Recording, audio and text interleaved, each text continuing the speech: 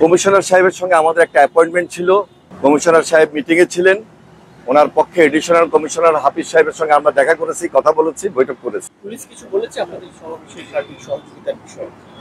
ওনারা আমাদেরকে সহযোগিতা করবেন আমরা আশ্বাস পেয়েছি, এবং আমাদের দৃঢ় বিশ্বাস আমরা আমাদের দায়িত্ববোধ থেকে আমাদের সমাবেশটা আমরা সম্পন্ন করব, এবং এখানে পুলিশের কাছে আমরা সহযোগিতা কামনা করেছি। তারা আমাদের সঙ্গে সহযোগিতার আশ্বাস বা হাত বাড়িয়েছে বা হাত সহযোগিতা করবে।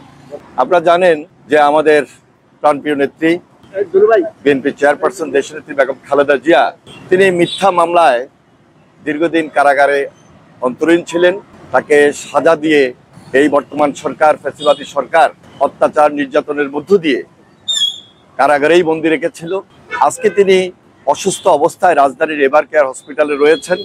হসপিটালে থাকলেও এখনো তিনি কারাগারে বন্দি, এমনই বলা চলে।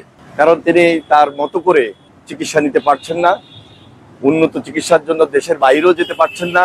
স্বাভাবিক যে জীবনযাপন, স্বাভাবিকভাবে যে রাজনীতি করা, সবকিছু থেকেই বঞ্চিত। যার কারণে আমরা দলের পক্ষ থেকে সিদ্ধান্ত নিয়েছি আগামী 29 জুন আমরা ঢাকা মহানগরে কর্মসূচি পালন করব তার মুক্তির দাবিতে। সে অনুযায়ী আমরা অবহিত করার জন্য একটি চিঠি নিয়ে এসেছি।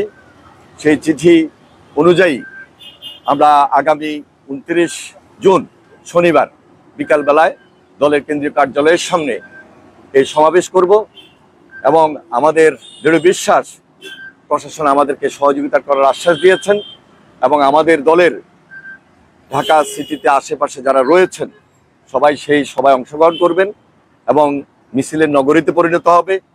এই আওয়াজ থেকে, এই সমাবেশ থেকে নতুন আওয়াজ তৈরি হবে, এবং দেশনেত্রী বেগম খালেদা জিয়ার মুক্তি দিতে বাধ্য হবে এই সরকার। অনুমতি দিয়েছে, কিন্তু আপনাদের স্পেসিফিকভাবে কোনো নির্দেশনা দিয়েছে কিনা যে এগুলো মেনে চলতে হবে বা এরকম কিছু? না, একটা রাজনৈতিক দলের সঙ্গে তো এরকম মানামানির কিছু থাকে না। আমরা রাজনীতি করছি, আমরা আমাদের দাবি নিয়ে আন্দোলনের মাঠে রয়েছি।